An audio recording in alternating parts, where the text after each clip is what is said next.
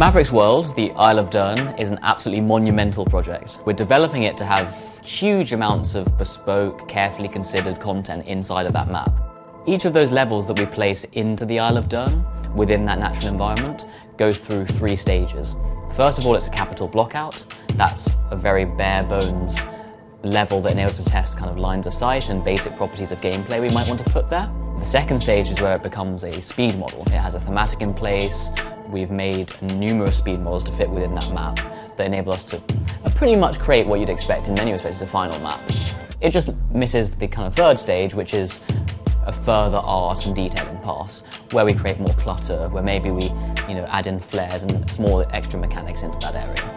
Today we're going to focus on the train yard, which is one of the many thematics that will exist on the Isle of Dern. So the train yard's comprised of speed model assets. They're a halfway house between an asset being a very early grey box design and a finished article. These speed models are something that will come to representing most of our levels in the Forge. They'll come in at a similar standard as you'll be seeing today. It gives you an idea of what to expect, both from a visual point of view and from a gameplay point of view. And what you'll find is that week on week as we go through the Forge, not only will these areas evolve, but we'll be replacing more of the blockout areas with the speed model maps, which will then have infrastructure, they'll tie into each other, they'll fit nicely into that natural world, and we'll start to be able to develop the faction narrative and other interesting ideas that you'd expect when you have the thematics in place. Because of the realistic setting of Mavericks, everything we do visually and from a gameplay point of view is very grounded in reality. So we do go by logic, and it just puts an additional sort of step involved in the development of some ideas that are a little bit more off the wall.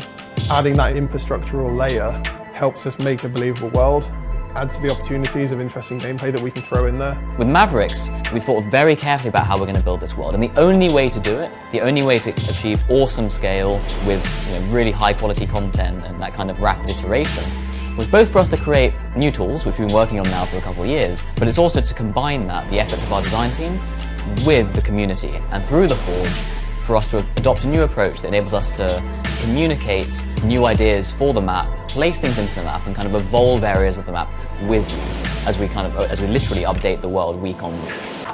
Feedback from the community is really important. It's one of the crucial things that a lot of games get wrong, in that they adopt this very traditional workflow of, okay, well, this is what we're building, okay, we've built it, right, it's out, and there's very little aftercare or thought to go back to that and try and refine it. And we're not trying to reinvent the wheel, but we're simply looking at that structure and thinking how we can change that and how we can deliver a better game. And that means testing assumptions, putting out what we think is going to work, and that can be based off other things that are already out or they're not already out. And we take that and we refine it, and we have the tooling that supports that. So these levels fit into the natural world, that backdrop of Mavericks.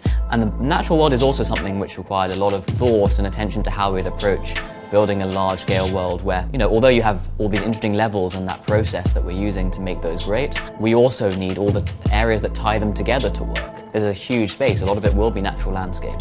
So we also think very carefully about how we're going to build that, and that will be the topic of our next video.